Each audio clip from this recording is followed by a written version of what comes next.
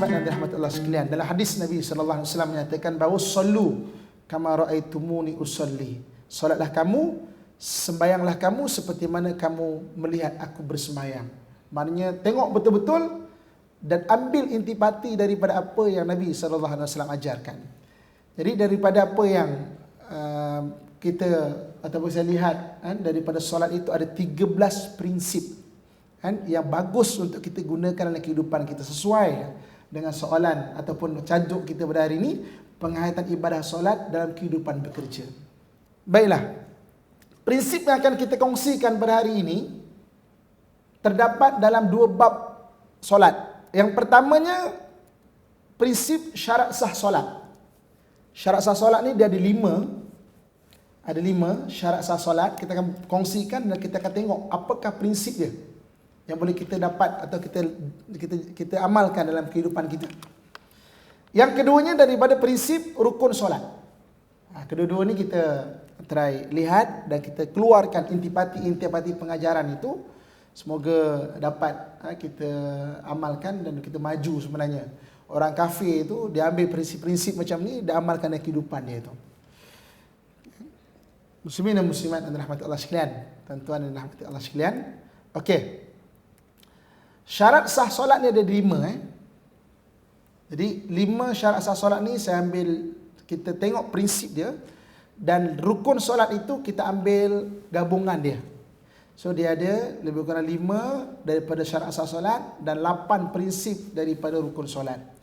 Okey, syarat sah solat yang pertama prinsip masa. Prinsip masa. Sebab syarat sah solat yang pertamanya adalah mengetahui masuk waktu solat.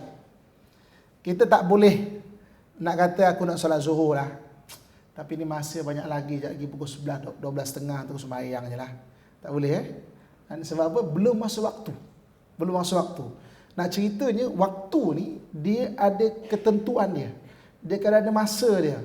Sebab itu apabila kita ni faham mengenai waktu, kita akan faham mengenai sumpah daripada Allah Subhanahu Wa Taala pada ayat wal asri, demi masa. Masa ni sangat besar. Dan macam mana kita sebagai orang Islam tu perlu menghargai masa, setiap detik daripada masa kita jangan dibazirkan. Maksudnya jadikan masa itu masa yang boleh mendatangkan kebaikan-kebaikan. Maknanya menjadikan masa kita itu boleh datangkan benda yang manfaat dalam hidup kita ini. Dalam satu tulisan buku Power of Focus. Dia mencadangkan orang kalau nak jadi hebat dalam satu bidang, katakan tuan-tuan dalam apa bidang tuan-tuan sekalian perempuan, kakak, abang sekalian apa dalam bidang ni, 1 bulan mesti kena usaha cari satu buku untuk baca dalam bidang kita tu. Kalau kita nak hebat, sama ada bidang yang kita lalui atau bidang kita minat. Kalau kita minat memang katakanlah mengambil gambar DSLR ni apa tu kan, baca 1 bulan 1 buku dan kamu akan lihat perubahan diri kamu. Ketika saya maknanya dapat tulisan ini sejak 2 tahun lepas, jadi memang cuba berusaha untuk memanfaatkan masa itu dengan fokus apa yang kita dalam bidang kita ni. Cuba tuan-tuan bayangkan saya dengan IKIM dah masuk 3 tahun. Seminggu sekali, dan perbahasannya adalah mengenai kekeluargaan. Bayangkan kalau nak tengok, dan setiap minggu tu maknanya sudah 3 tahun, 52 minggu kali 3 tahun. 52 kali 3 156.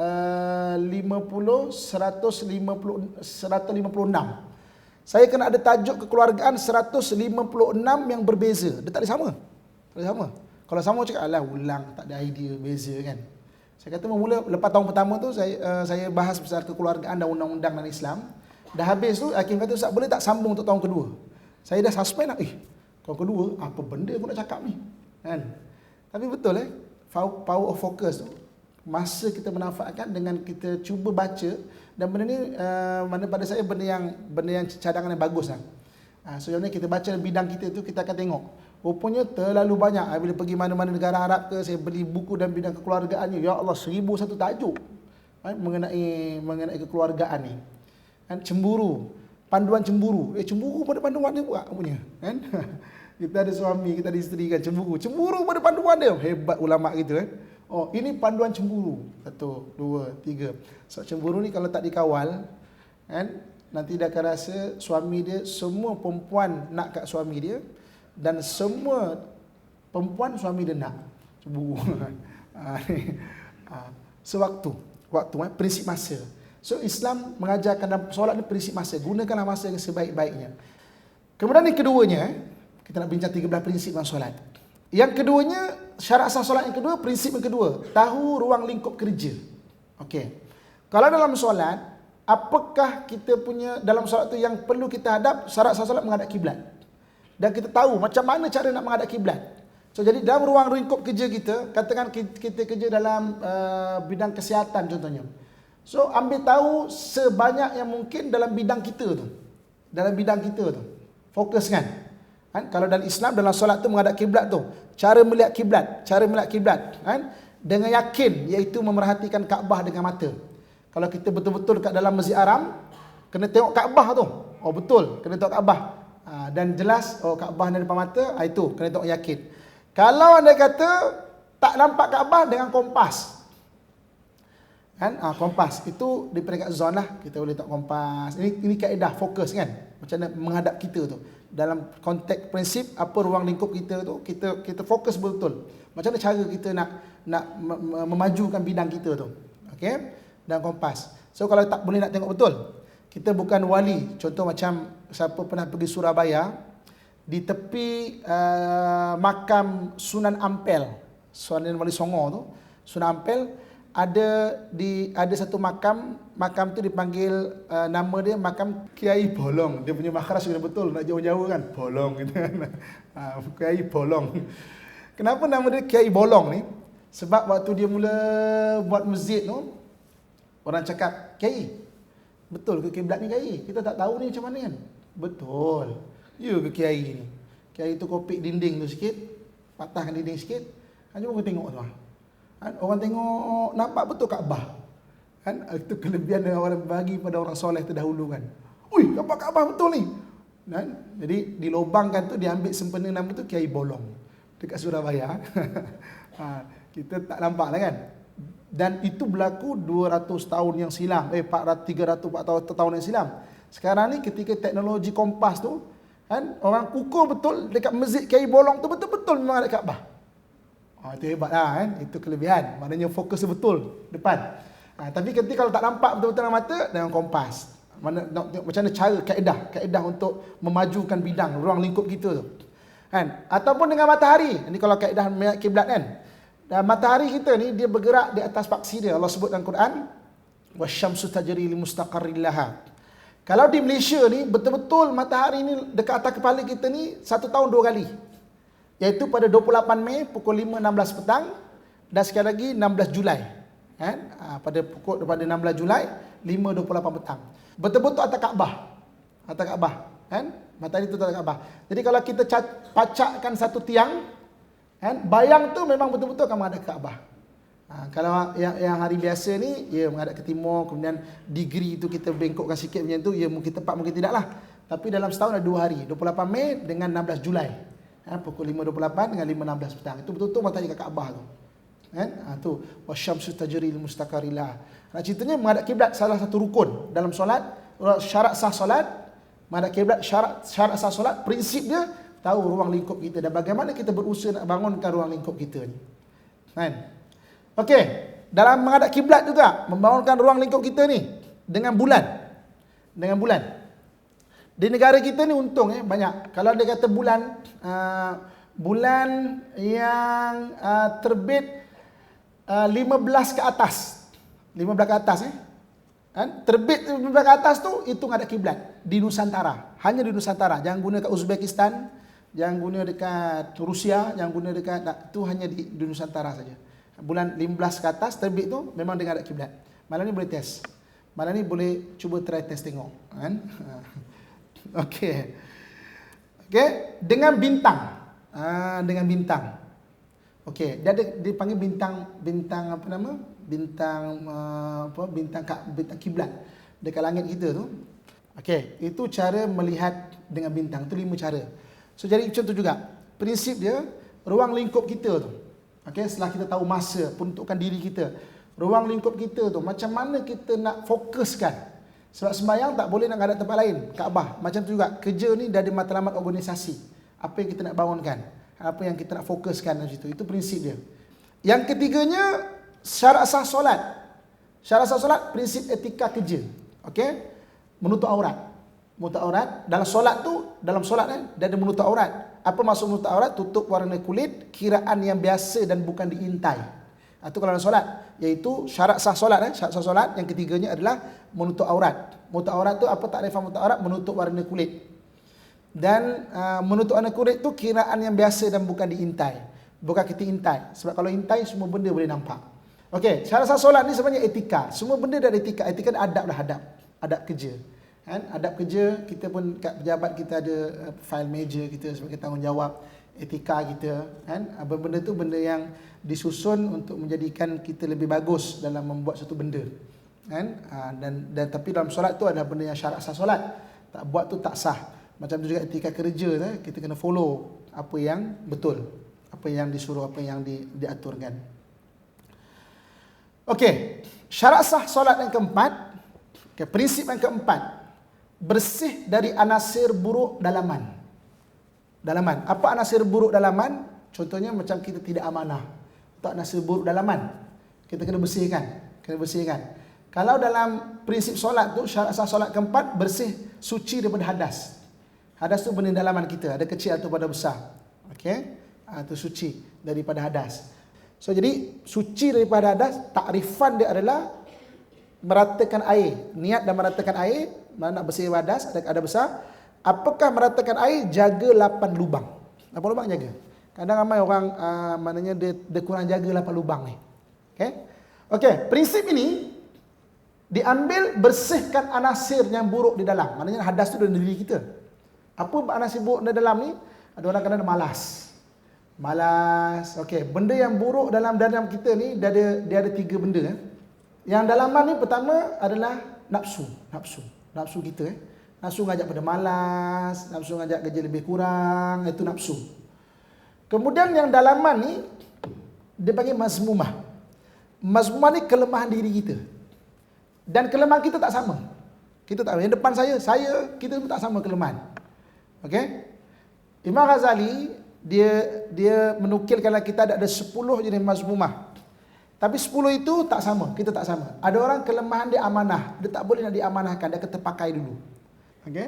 Sebab kita tak sama. So jadi nafsu, mazmumah dan juga bisikan syaitan yang kita ikut.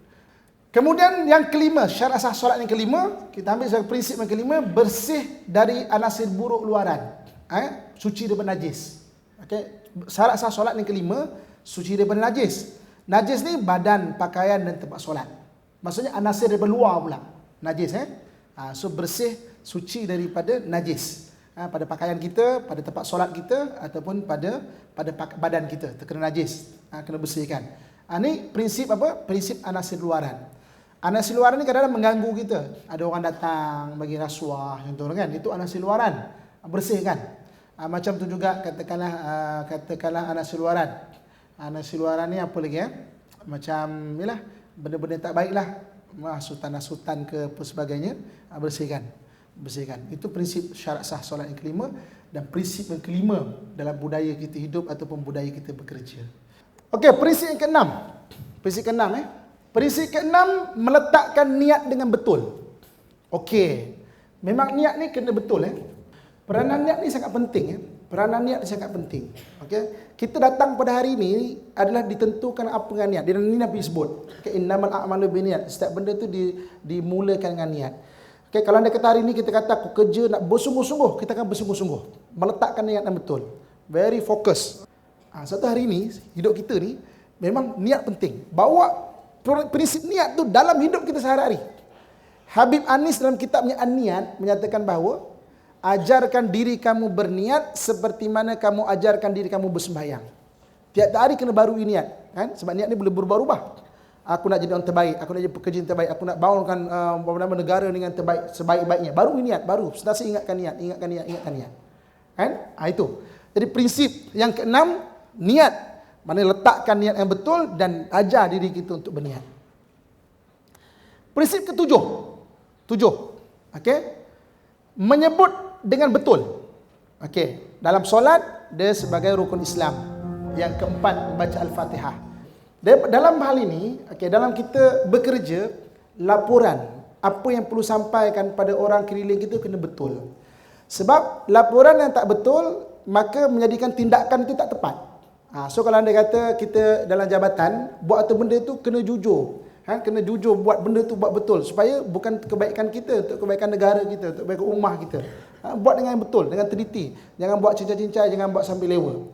Sebab kalau tak tepat, maka tak ada tindakan di situ. Kita perlu tahu maknanya laporan-laporan yang betul. So, sebutkan benda itu dengan betul. Silap sebut dalam Fatihah, batal solat.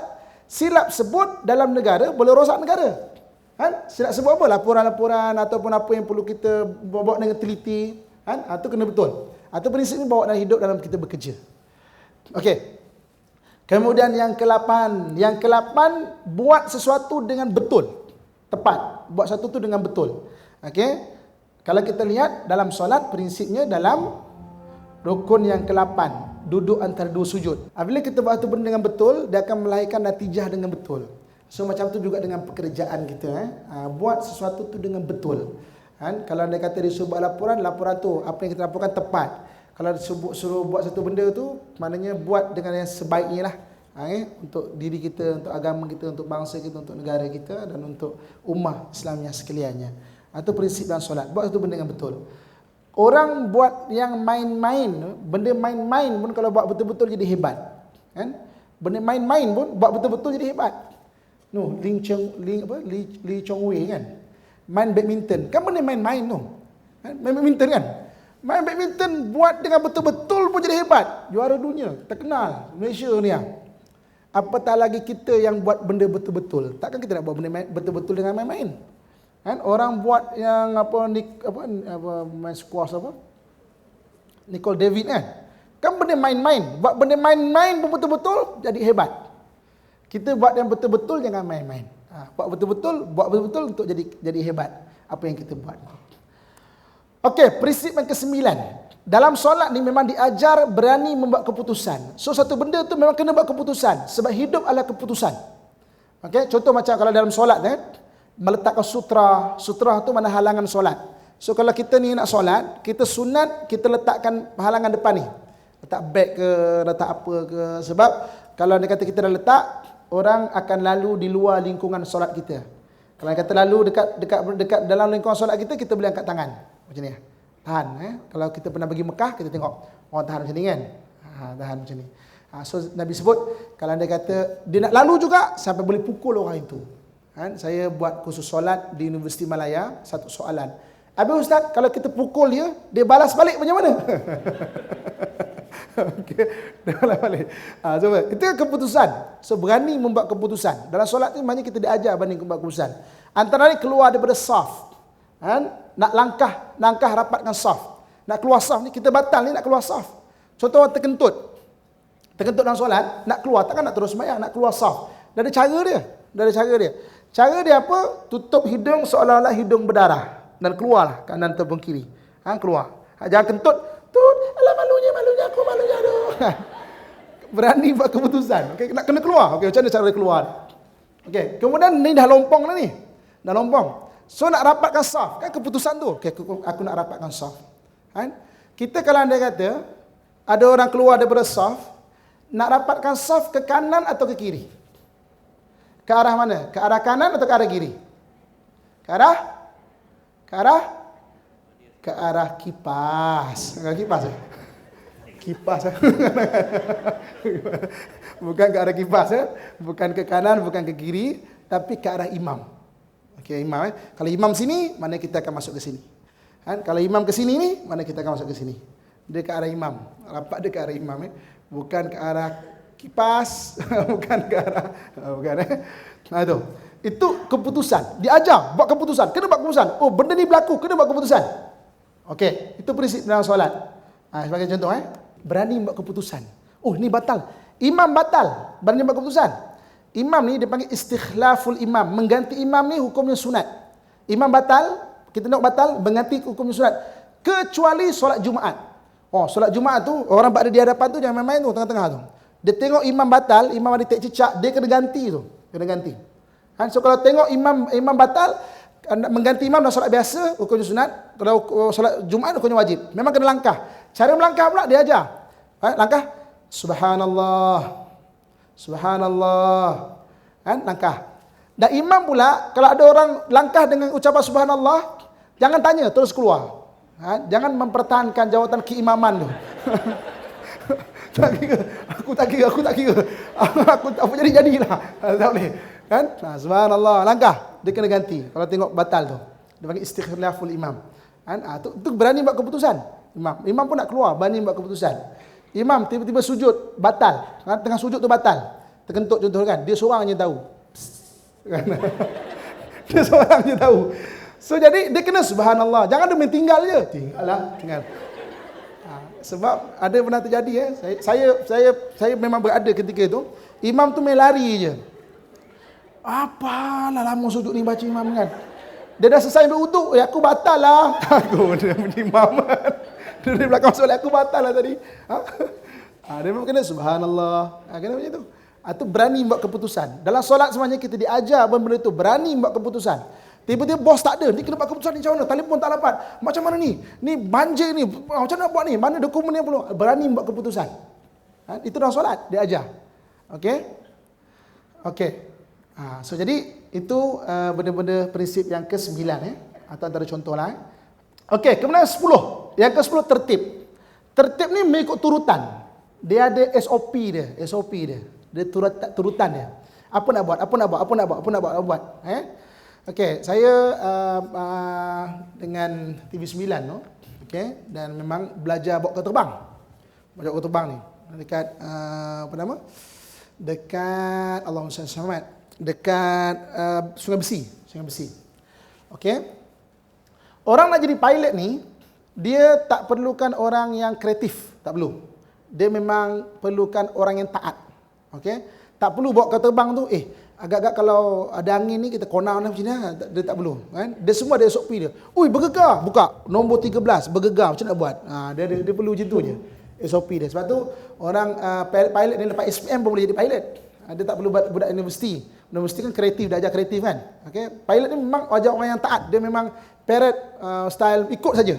Apa-apa hal start ni ada SOP dia. Tak perlu kita nak try and error, tak perlu dah. Okey? So macam tu juga. Dalam solat ada tertib dia, turutan dia. Ada SOP dia apa nak buat. Dalam apa-apa pun lah, bisnes pun sama. Kan? Apa-apa perkara pun memang dia ada tertib dia. Okey. Prinsip ke-11 dalam solat. Memperbaiki solat atas teguran orang lain. Okey, Nabi SAW satu hari tengok orang solat, Nabi suruh dia solat lagi. Cuba solat balik. Kan? Kemudian Nabi betulkan cara solat tu. Nabi pernah melihat, sahabat pernah melihat satu orang yang ambil wuduk tak sempurna. Kemudian dia kata, aku pernah dengar Nabi sebut, siapa yang ambil wuduk sampai tak sempurna, tumitnya tak basah, tak sempurna itu, maka dia akan dijilat dengan api neraka. Mana betulkan solat atas teguran orang lain. So dalam solat, kalau kita tengok orang solat yang agak tak tepat, kita boleh tegur dia. Macam tu juga dalam prinsip kita bekerja ataupun kehidupan kita ni. Okay, kita kena bersedia untuk orang tegur, orang betulkan. Jangan sakit hati jangan sakit hati untuk kita ditegur oleh orang lain. So orang tegur kita, kawan-kawan tegur kita ke, ulama kita menyatakan bahawa ada 5 golongan kita boleh tahu kelemahan diri kita. Ada 5 golongan kita boleh tahu kelemahan diri kita. Yang pertamanya adalah guru kita. Guru kita, bos tu kadang-kadang guru kita juga, dia mendidik kita sebab dia nak pencen, dia nak train orang yang baru yang boleh ganti dia. Yang keduanya adalah kawan baik kita. Okey. Kawan baik ni dia ada clue dia. Kawan baik dia takkan tegur kesalahan kita. Tapi kalau dia tegur, mana kesalahan tu dah terlalu teruk dah. Worse. Sebab tu kalau kawan baik kita tegur kita, mana benda tu dah teruk sangat dah sebenarnya. Kan? Dia kalau tegur kita, kau ni aku tengok satu benda lah, stokin kau ni bau lah kan. Maksudnya kan. Kalau dia tegur tu benda dah nak sangat lah tu maksudnya kan.